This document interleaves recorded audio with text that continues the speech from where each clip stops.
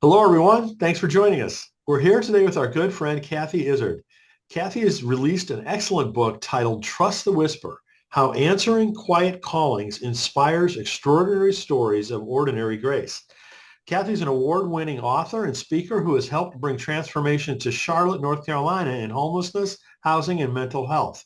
Kathy writes inspirational nonfiction for adults, including The 100-Story Home and The Last Ordinary Hour, both of which I highly recommend.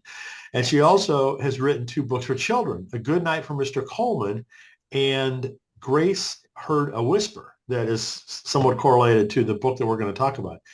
Um, she also works through her program called Women, Faith, and Story, where Kathy helps women find faith in their story with one-on-one mentoring, workshops, and retreats. She's a recipient of a Christopher Award, the Bank of America Neighborhood Hero Award, 2022 Charlotte Woman of the Year, and was recognized as a William J. Clinton Distinguished Guest Lecturer. I should also mention Kathy has attended and spoken at some of the Writing for Your Life conferences that I produced, and I've interviewed her several times for her previous books. So you can learn more about Kathy at kathyizard.com, KATHYIZARD.com. So Kathy, it's so great to be here with you again, and Great to congratulations see you.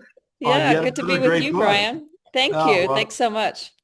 so what else would you like people to know about you than what I was touching on there? Well, that was a lot. You kind of hit all the highlights. Maybe I'm as well as a writer. I'm a mom. I'm a grandmom. We have four daughters and two grandsons, and we split our time between Charlotte, North Carolina, and Jackson Hole, which is where I'm talking to you right now. So great place to write in the summers. That's where I've gotten a lot of writing done, is looking at these mountains and walking the trails. So.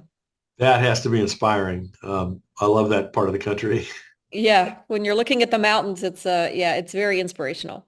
So I'll never forget the first time I got off a plane in Cody, Wyoming. The air just felt completely different. It was so fresh. it's so true. Whenever we get off the plane here, I feel like that you get a giant exhale of like, I don't know what's happening in the world. You can kind of disconnect and you look at the mountains and you go into the forest and your biggest worry of the day is, will I run into a moose or a bear? So Really. So for people who have not read your previous books, in order to give us some context, could you talk about your faith journey? sure.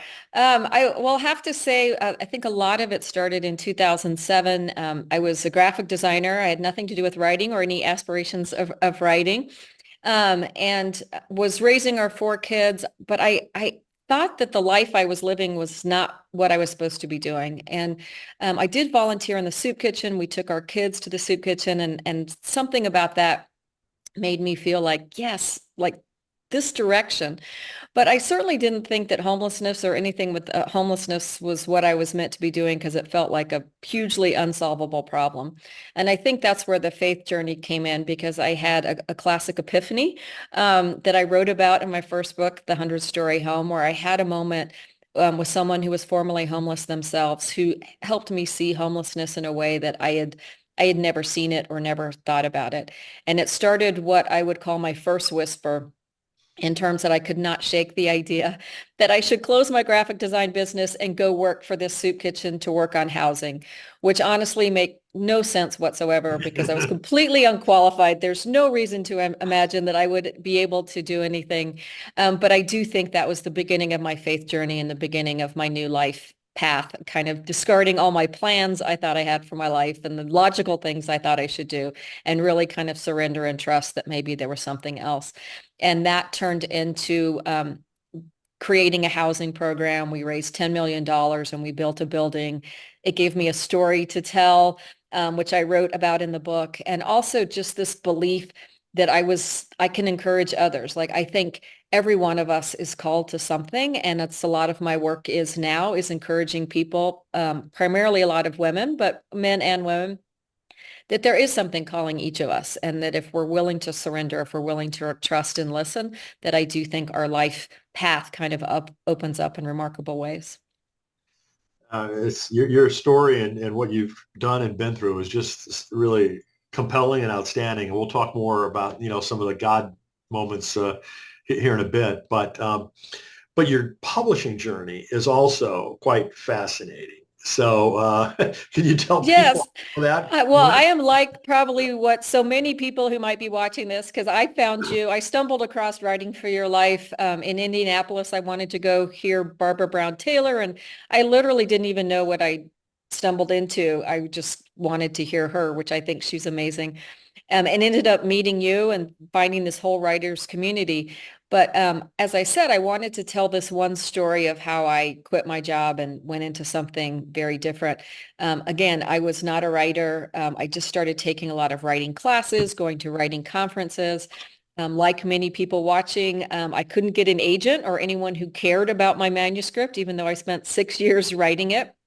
Um, and so because I'd spent 6 years and because I'm stubborn, I just thought, well, I want to hold at least one copy of a book. So I figured out the self-publishing. I now coach and help other people. So if anyone's watching and wants help on that, I coach and help people independently publish or make that decision. But I put that one copy in the world and started talking and going to book clubs and faith groups and, churches talking about it. And it did end up not only selling a lot of copies, self-published, but it did, as you mentioned, get that Christopher Award. And that helped me get an agent and a publisher. So I got a book contract on a self-published book, which rarely happens. Yes. And that went into the world. And then I wanted to do a children's version of that so that to help kids understand homelessness. So I self-published a kid's book called A Good Night for Mr. Coleman. So I go back and forth between this new book that we're going to talk about. I did get an agent and a book contract, and that is that is traditionally published. But I've independently published another book, The Last Ordinary Hour, and my kids' book are independently published. So I do try to pick and choose. If nobody wants the book and I'm feeling stubborn about it, I'll put it out there anyway. So I do. If you get nothing else from this, I would just say, if you're writing a book and you love it, don't worry. Don't get permission from a traditional publisher to do it. Put your story in the world and see what happens. So. Well, if you haven't gathered already, Kathy is quite entrepreneurial, which is, like one of the reasons why I wanted to, interview her again, in particular for this book. As you mentioned, we met at the Writing for Your Life conference because you came to see Barbara Brown Taylor. And that was kind of a start of a collaboration between us. And, as I look back at, you call them God dots, I can think of God moments or whatever, but, for me, that was kind of a God moment, was the fact that, you kind of randomly got there, we talked, and, as I said, we collaborated on multiple fronts since then. So how do you kind of identify God dots as you do? You talk about some of them in your book. I do. Trust the Whisperer is a series. It's 20 stories of God dots, of people not only that I met along my book journey, but also in the nonprofit world, people who were listening to their own whisper and how we all became connected. So I think of God dots as, I think we dismiss sometimes when the Holy shows up in our life. We think, oh, well, that was a coincidence, or that was really amazing. But we rarely ascribe it to God or to faith or maybe to a larger story. But I think what I realized, and you can see in the writing of that book, when we are willing to say, I wonder if it wasn't coincidence. I wonder if it was meant to be. I wonder if Brian and I were meant to meet at that conference so then we can write and teach together. And I've, been able to go. That's what I think God dots are, is when our stories connect in really remarkable ways that we couldn't have planned, and how our stories interweave with each other. And that is what Trust the Whisper is about, the interweaving of some pretty incredible stories that were people who were strangers and then somehow become integral to each other's story.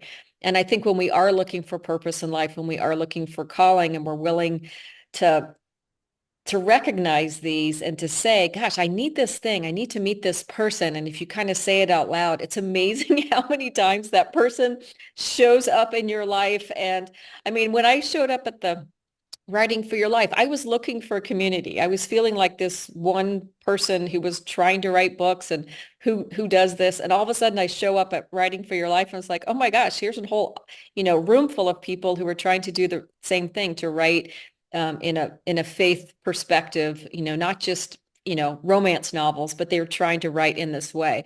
And it was very, I don't know, very profound for me to not only see Barbara Brown Taylor at that conference, but to meet you, to see the community that you've built and all these people who are trying to write for good and for faith and to encourage spirituality in our world. So I think we were a God dot.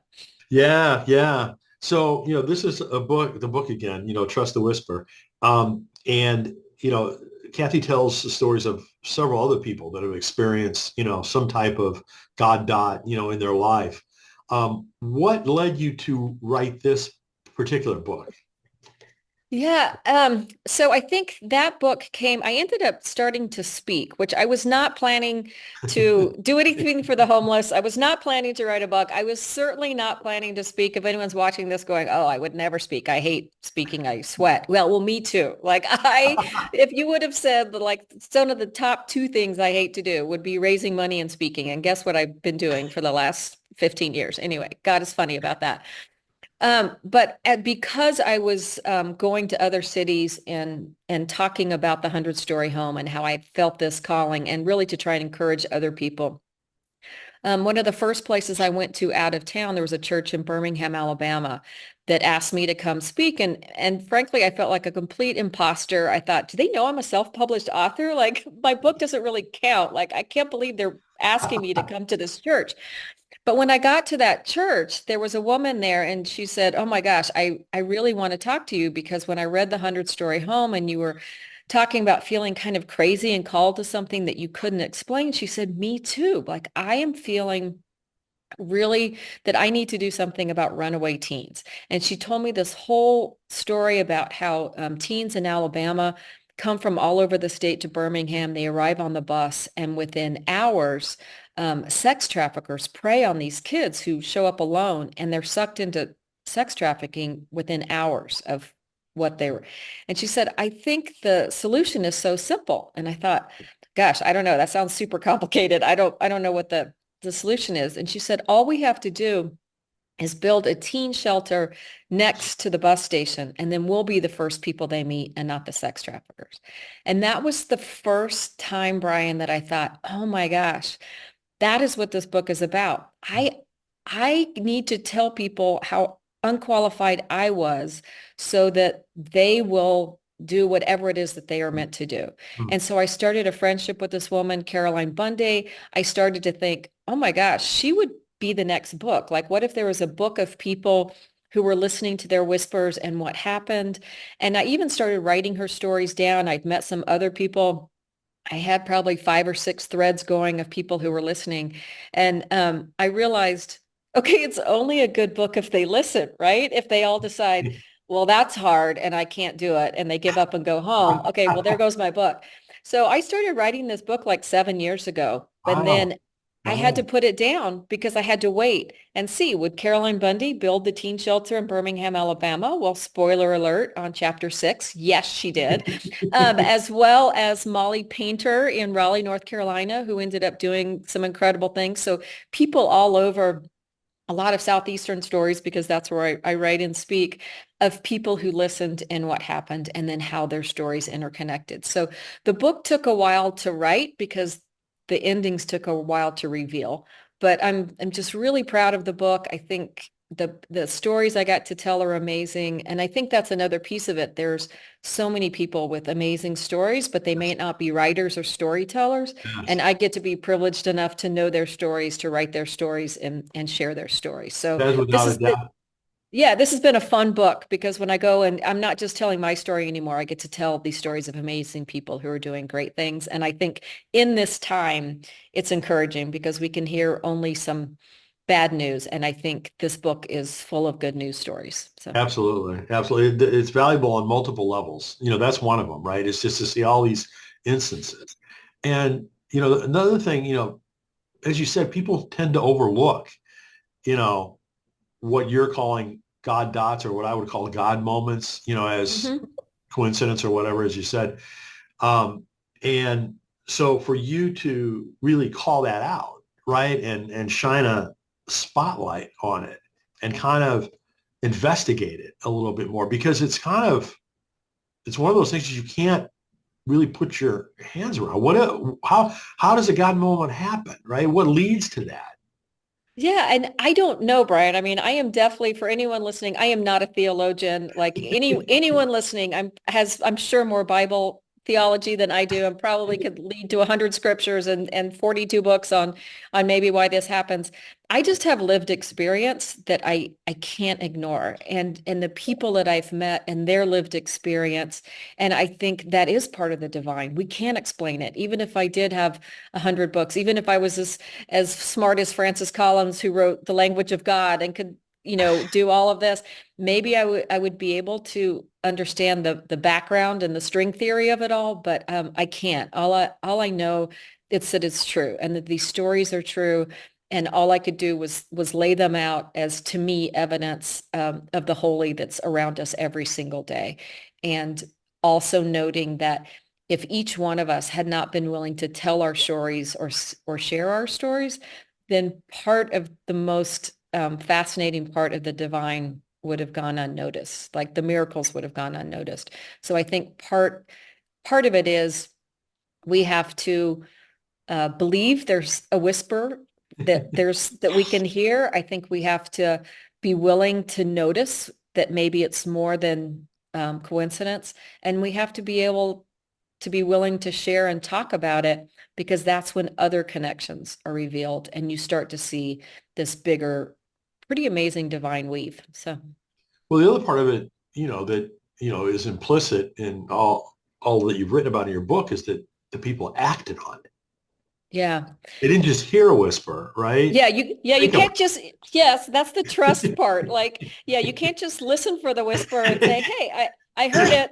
That seems really hard, not doing it. You have to trust it and take the leap of faith. And I do want to say, I think those whispers are a muscle that we can exercise, right? Like it can be as small as you get that thought of like, check on my neighbor. And you think, oh, I haven't thought of my neighbor in a really long time. And then you think, oh, she's older. She lives alone. Maybe I should check on her. Maybe she needs something. And then it turns out she does, right? That's just a tiny whisper where you could think, oh, that was coincidence. I happened to think of her at the right time. And turns out she needed something. But I think the more we exercise that muscle on smaller whispers, that by the time you get to something crazy like I got, like quit your job and go house people experiencing homelessness, that you're more willing to say, all right, I can't see where it's going. I don't have the roadmap, but I think I'll listen and see what happens. I think I'll act on it. So So let's shift gears a little bit and talk about, becoming a solopreneur, right? I mean, you're experienced at it now, whether you wanted to or not. You went yeah, off, I know. quit your job and did some major, incredible things, books, fundraising, et cetera, et cetera. So as you reflect now on, kind of having gone through those different experiences, um, what are some of your big takeaways and some of the big challenges that you faced? Um, I think my biggest takeaway is the life I am living right now. None of it I would have planned for myself. There's no way I would have dreamed I know that this. feeling. Yeah, I wouldn't have dreamed this for myself. Like I had this sense that I wanted to do something that would change my one corner of the world. I was just raised with servant leadership as a goal in life. Like you should give back, you should do good. But certainly I was fearful for anything that I might be able to do myself. And I do think starting with leaving my business of graphic design to go do this other has led one step at a time to a life I couldn't have imagined, of writing and teaching and coaching and all of that. There's no way 15 years ago, 17 years ago, I would have said, okay, I think I'm going to write 5 books and work on these 2 projects, and then I'm going to teach people. I just couldn't imagine that for myself. And so that's one thing I would say is that um, I think we're all capable of far more than we imagine. Mm. And if something matters to you, you can learn it. It mattered to me to figure out housing. Man, I studied and I learned and I gathered people around who were smarter than me, and we did it. It mattered to me to figure out how to write this book. I took classes. I showed up at conferences. I met some people smarter than me who knew more than me, and I learned from them, and I got it done, and now I can help other people. So I think if something matters to you and it's tugging at you, then do the work to learn. And it's never been easier to learn. YouTube, Google, like you don't have to go to a 4-year grad school or, to get something done. And I think there is in this whisper and this discernment and this calling, there's an element of surrender too, because I think one of the hardest things that I worked on was raising $10 million in 2008 No to build kidding. housing for people experiencing homelessness, which never should have happened. All of that is Yes. detailed in the 100-story home. But there was a moment of surrender when I realized, all right, God, like this was not really my idea. I was just going to do this one little piece. I was not going to launch a capital campaign. But I really want this to happen. It really matters to me that we get this done. And so I will show up if you will show off. Like, I don't know how we're going to get this done, but I recognize it is so much bigger than me, and just put the people in my path. Help me show up every day, one foot after another, so that we can get this done. So I think there's a surrender to whispers that is maybe the biggest piece, and an Mm. understanding it's not your idea, but you are willing to show up and be part of a collective whisper and a collective call to do good and to do something bigger. Amen. Amen. So kind of looking forward, where are you going to take this from here? You got any more God dots planned or, Oh, well, you can't plan God dots. That's the thing. That's why they're so amazing. Like, I have no idea what's going to show up. But what I did realize is that in writing Trust the Whisper, I had these stories, and I had more stories. So I had to pick the ones that I felt like were undeniable, that to me were truly evidence of something bigger and divine going on. And I knew that when I published this book, and it's just been out, it just came out in June last month, I would start hearing from people going, oh my gosh, I know what you're talking about. Sally's done this amazing thing. You should have written about Sally. uh, And so I've started a Substack called What's Your Whisper, where I write stories, the new ones that I hear of someone who's listened to a whisper in their life and what happened. And then I did a limited edition podcast called What's Your Whisper, where I told 8 stories and interviewed people on their stories, because I think it's powerful to hear in their own words not only what they heard, but why they listened and why they decided to do something about it. So that's on Apple and Spotify right now. You can hear those 8 episodes. So I think for me, that's what's next, to continue the writing, the speaking, the coaching, a ripple effect of encouraging people to do good, but also becoming a storyteller for other people's stories. So who knows, maybe there'll be I Trust the Whisper too, with a whole nother collection of stories. I don't know. But at least on Substack, I can tell them immediately and just keep the encouragement going. awesome. That's so wonderful. Well, Kathy, you're an amazing person. You've done amazing things. I mean, when I heard about this book coming out, I was thrilled because I knew all of that, and I knew that Mhm. you tell these stories well and pick the stories well. So thank you very much for doing that.